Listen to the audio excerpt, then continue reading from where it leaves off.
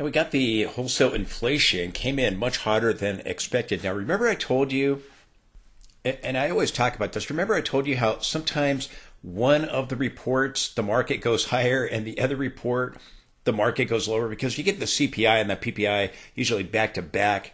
Most of the time, the CPI is first. So once in a while, the PPI comes in ahead of the CPI. I've noticed this over a long time. It doesn't always play out that way. I mean, sometimes you go up with both or down with both or whatever, but it's funny how sometimes, and a lot of the time, one day is up with the inflation data and the next day is down. And that's exactly what we had. We had the gap right here. We had the gap right here, and we had this surge with the CPI and a big rally, and then a gap back down with the PPI. Wholesale inflation tried to bounce off the 200 here in the 5-minute time frame. Rejection at the 50. Rejection at the 50. Rejection at the 50. Tried to find support at that 200 for a couple of bounces there, but then got rejection and dropped below it, and then the 50 dropped back below the 200 period in the 5-minute time frame. So pretty interesting, and we're on our way back to fill that gap, but pretty interesting how that works. It's a classic example of that. So now I'll be watching the gap up here from today's gap lower. I'll be watching the gap down here from the gap higher with the CPI data. I'll be watching our previous peak. The wholesale inflation came in hotter, well above estimates, well above the previous month's readings. They're on a year-over-year basis. I've been warning you that inflation is going to tick back up. I talked about that before we got these inflation reports. We came in line with expectations, even though the headline number came in higher with the headline CPI, but the PPI came in much higher. Very hot report. And I think that the conventional wisdom is going to be we're going to get less rate cuts out of the Fed. Inflation is going higher. And again, the recession hit, and we're going to have the deflationary forces. Inflation will go higher. Eventually, the recession will resolve that issue, at least for now. Later on, it will become an issue again. Here in white, right here, the white line, we're seeing the headline number go high. The blue number is the core number. We're seeing both of them rise. Now here we have the data, and again, here is the headline number.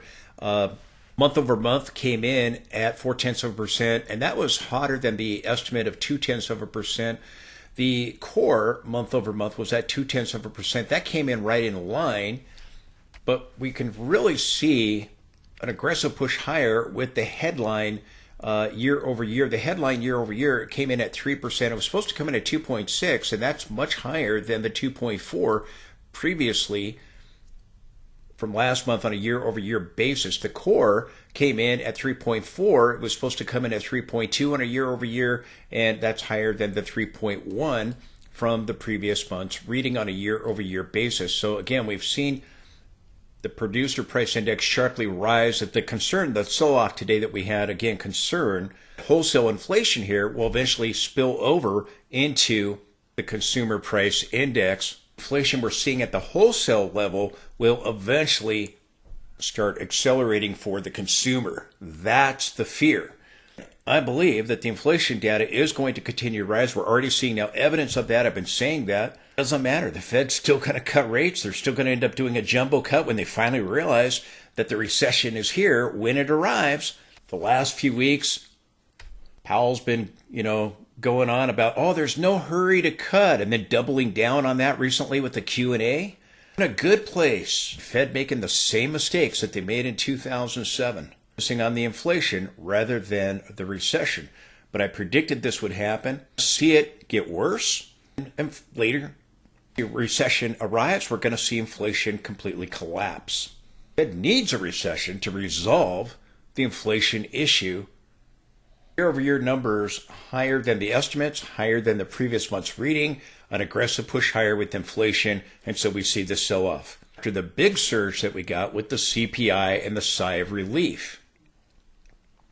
We had the two cuts at the last two meetings, 50 basis points and 25 basis points.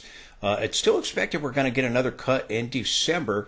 regardless of the PPI. But again, there's a lot of uncertainty, a cloud of uncertainty. What happens going forward now? Again, speculation, oh, the Fed's going to pause and all this stuff we've been hearing about. The current target rate is again, 450 basis points to 475. It's expected that that's going to go down to 4.25 to 4.5. So again, a quarter point cut is still expected. 94.7% probability here with Fed Fund futures. So again, a quarter point cut is still expected for either December or January from the Fed.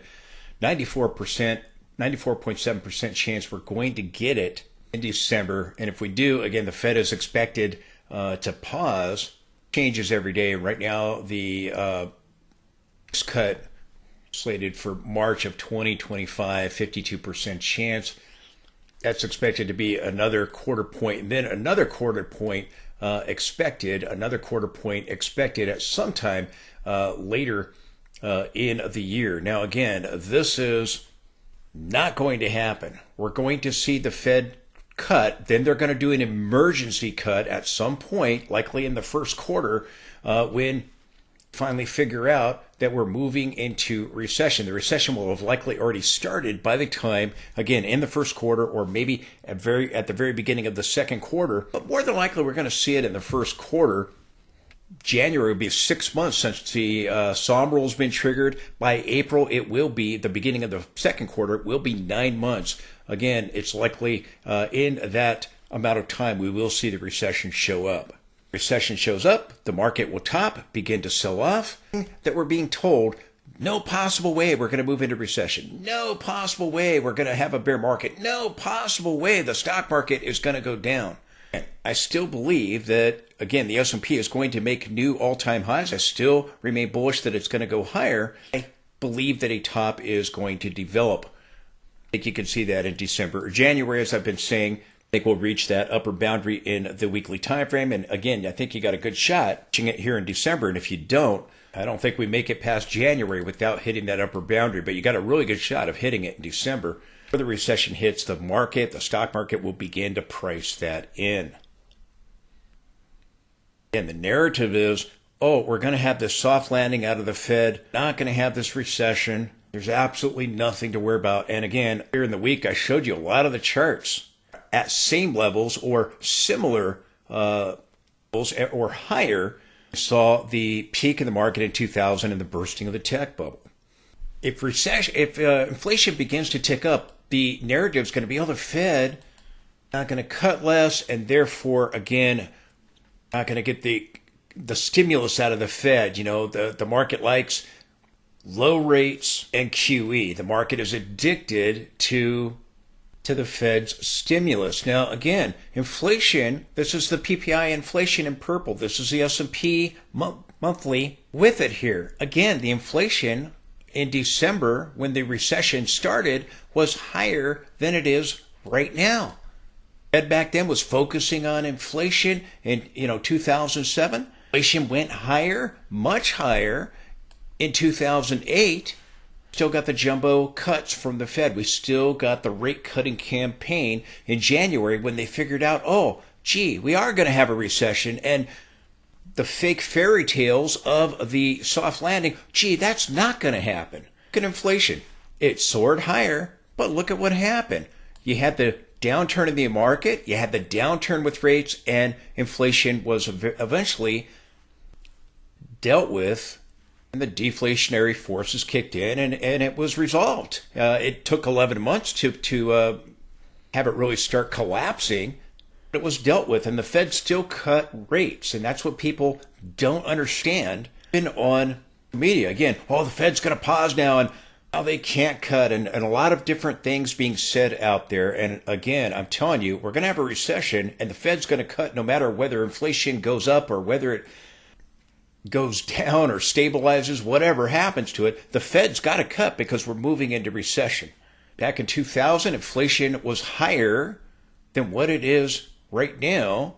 It went a little bit higher in 2001. The bear market had already begun. And again, inflation was dealt with Again, we're probably going to see inflation go higher as we did in 2000 and as we did in 2007 and 8. There entered those bear markets as we entered the recession. But I'm just warning you, inflation is likely going to tick higher as it did in 2000 and 2007 and 8 there. And we're still going to get the recession. We're still going to get the bear market. If the Fed makes a mistake of pausing, they're going to be doing huge jumbo cuts. And if we just get 0.25% in December, still at risk of getting a jumbo cut in January into the first quarter there. I believe March is the meeting after the late January meeting. They have an emergency meeting, and exactly what they did in January of 2008 because they were blindsided, believing the nonsense that they were going to have a soft landing, believing their own propaganda. The herd and the experts and the Fed all focusing on inflation when they should be focusing on the recession that is about to happen. Reliable recession indicators that I've talked about, and there are several others, the Fed dismisses them.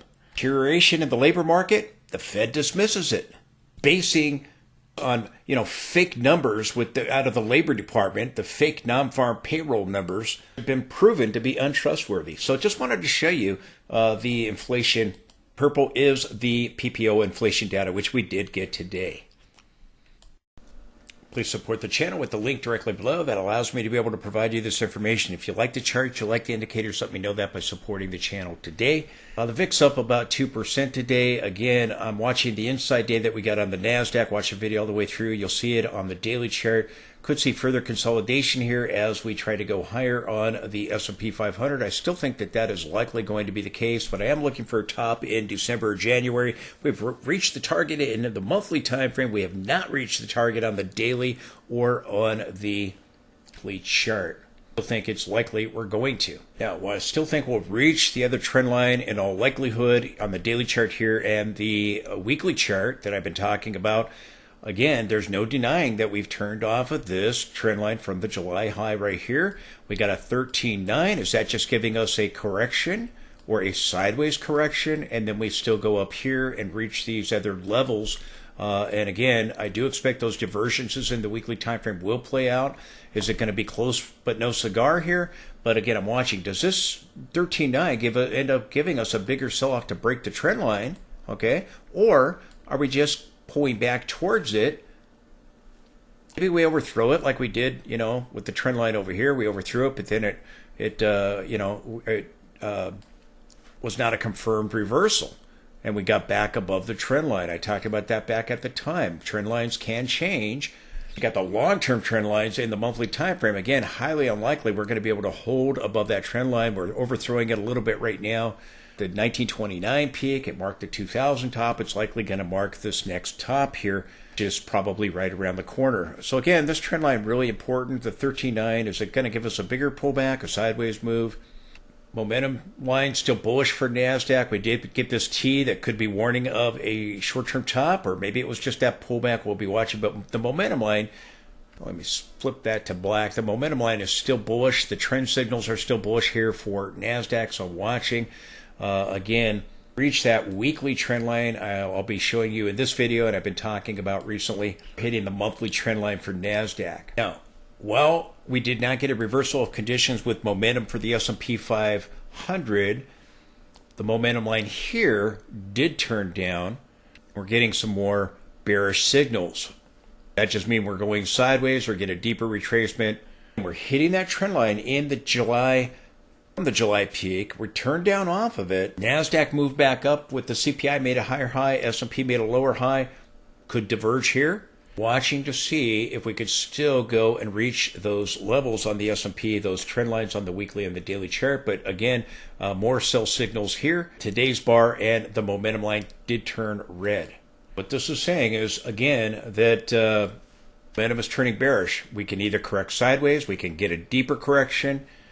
Finishes, we got to get back above momentum line and have it start rising again. Right now it's going flatline here as we're kind of doing the sidestep on the S&P. So the momentum line here flipping bearish. It's still bullish on NASDAQ. Momentum signals are still bullish on the with the reversal of conditions. We still have a bullish reversal of conditions. NASDAQ and the S&P. So we'll see if momentum starts to flip here. So does that change the trend signals? Intraday momentum is kind of flipping back and forth. It was bullish, it turned bearish, then it turned back to bullish. The trend here in the intraday is still bullish, but the momentum is going back and forth. The momentum line right here is going from blue to red to blue back to red. We did get a lower high here. Still may see a divergence develop here, like at some of these other peaks, short-term peaks here.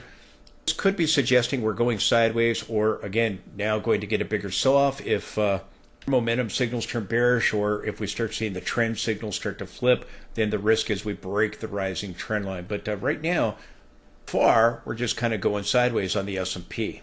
That's what these signals could be reflecting. Wanted to make you aware that, again, momentum intraday turned back to bearish after trying to flip back to bullish, and momentum line on the daily chart for the S&P did turn bearish today. Same thing here. Intraday, again, momentum is flipping with the bar showing, again, we're either going sideways or we're starting to go down. The blue line here has not yet turned to red. It had turned to red briefly, turned back to blue. So again, I'm watching that. The trend is still bullish here, and we're still seeing the balance of power positive. So again, do we start a bigger sell-off or continue to go sideways, and then again still move to new all-time highs on the S&P? My guess is we will, but I wanted to show you these signals because it is possible a bigger sell-off off of that July trend line that I showed you earlier in the week, and I'm showing you in today's video. I talked about the jump with the CPI, and then the gap lower, the gap higher with the CPI, the gap lower with the PPI. Let's take a look at the 60-minute chart and the daily charts. Well, first of all, the daily, I'm watching the trend line here from the July peak. And the July peak, we turned off of it. NASDAQ got above it, but, you know, we hit it here, and we stalled. And we dropped below the 10, and then we had the rally yesterday with the CPI, got back above the 10, and today we dropped right back below it. We're still above the low from 3 sessions ago, but again, that's the gap higher with the CPI and the gap lower with the PPI. I think we're eventually coming up to this trend line right here. We're rolling over here, which again, I think is suggesting a sideways move. Look at over here. When momentum turned bearish, we went kind of sideways. We went in a trading range, but eventually still went higher and ended up forming that divergence at the July peak. I think you're probably going to see something very similar to that. Momentum moved above the peak over here with the U.S. Presidential election, also the election there. And again, we talked about the support being hit right here and the bounce off the 50 period. We talked about all that at the time.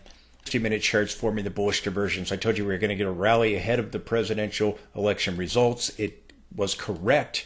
Just as I told you, we were going to get a rally here. Hit the 20 period. We hit horizontal support. And right now, we've done it again. We've hit horizontal support. We're still above the 20 period, but hitting this horizontal support level right here.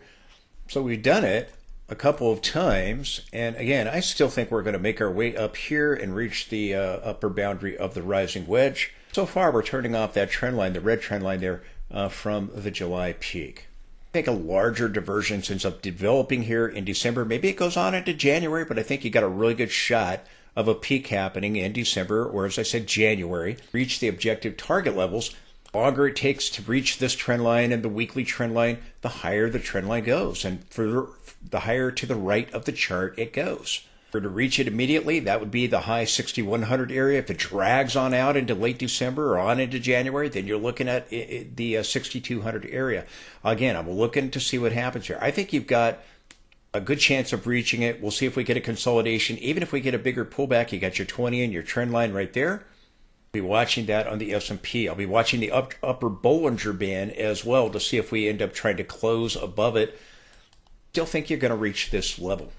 NASDAQ moved higher. The S&P did not. The S&P got a lower high. The RSI moved up here. I think it could still form this larger divergence. The MACD rolled over.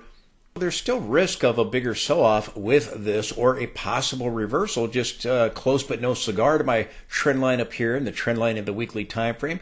But again, I'd have the guts to tell you what I think, and I think we're still going to reach those levels. I'm open-minded to a reversal off of the July peak trend line here, but I'm watching closely.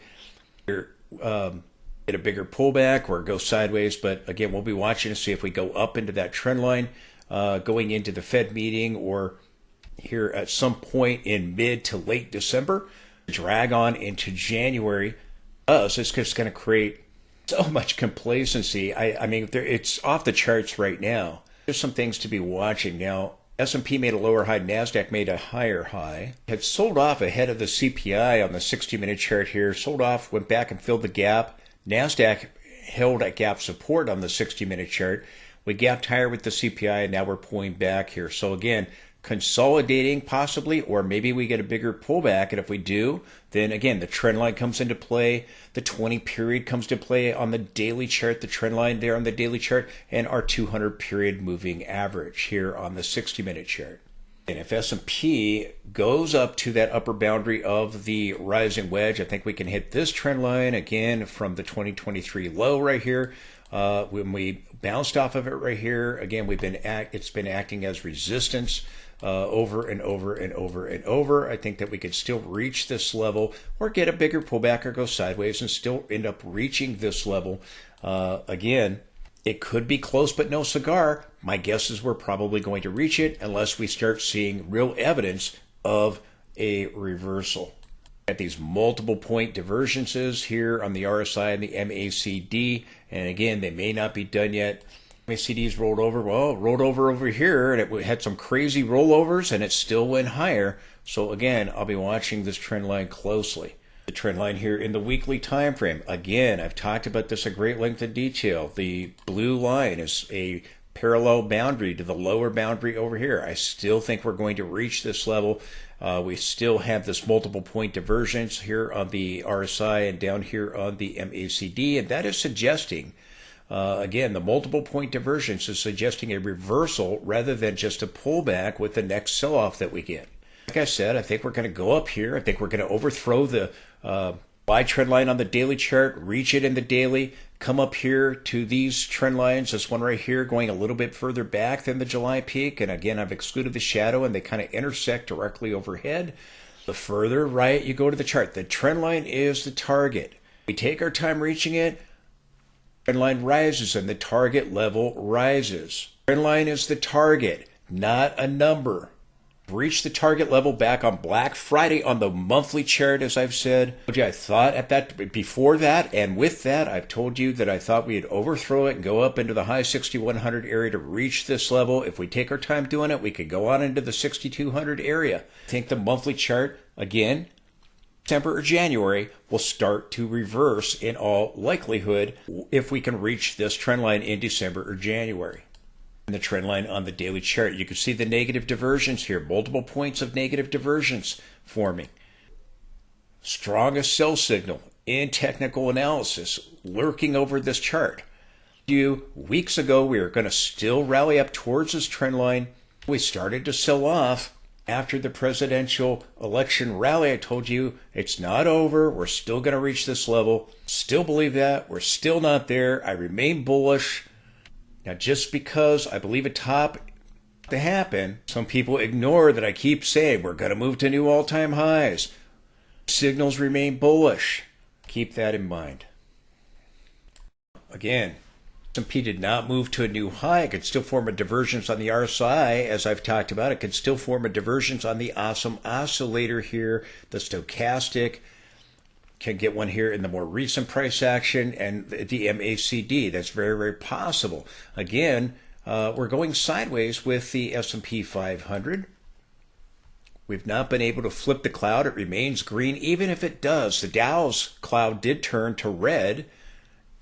Some oscillators doing the same thing as a Dow. And again, maybe the Dow has peaked and it forms a lower high. Maybe it still forms a divergence. But again, sometimes the Dow peaks ahead of the S&P. But again, I'll be looking for a divergence to potentially form here. And even if red bars continue, we still might go higher. And eventually, when we move to new highs, you can see the green bars begin to show up. If this goes negative, we turn off of that trend line from July. We start seeing more evidence in the weekly time frame. We start seeing some real evidence, I should say, of a turn in the market. Then That's all she wrote, and it's close but no cigar. But my guess is, again, that we're going sideways, or even if we correct a little bit bigger, we could still go higher with the Fed, or again, in December or on into January, as I said, and reach my objective target levels that I've talked about.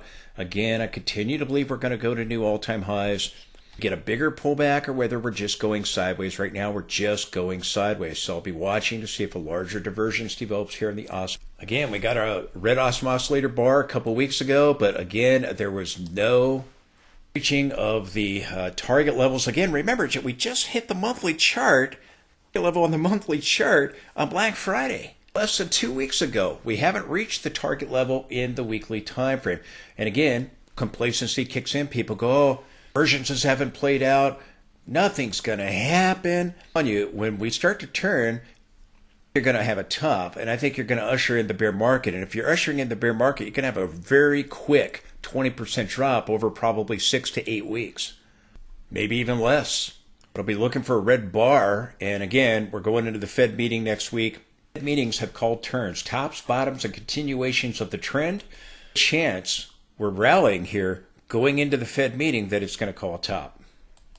Before the Fed, after the Fed, possibly with the Fed, topping process shortly thereafter. Again, listen carefully. I'm looking for a peak either here in December or in January because we've reached the target in monthly. I expect we're going to reach that target in the weekly chart and probably in the daily time frame as well. For boundary of the rising wedge, I think we're going to see everything begin to fall apart. Everybody tells us, oh, nothing's going to happen. We're going to have a recession. A lot of people never seen a bear market. They're going to find out what one is very, very soon. Rude awakening. Now, same thing on the NASDAQ, and I'll be watching the close of the week. And again, right now we've got a doji here going on in the weekly time frame for the NASDAQ. I'll be watching for red bars. I'll be watching, do we see a turn with the Fed, or does it drag out longer? It could drag out into January. The target levels here. Chart for the NASDAQ, we did get a red bar, so again, possibly we get a bigger pullback. We did get an inside day, possibly a bearish harami. It is possible that NASDAQ peaks ahead of S&P and they end up diverging.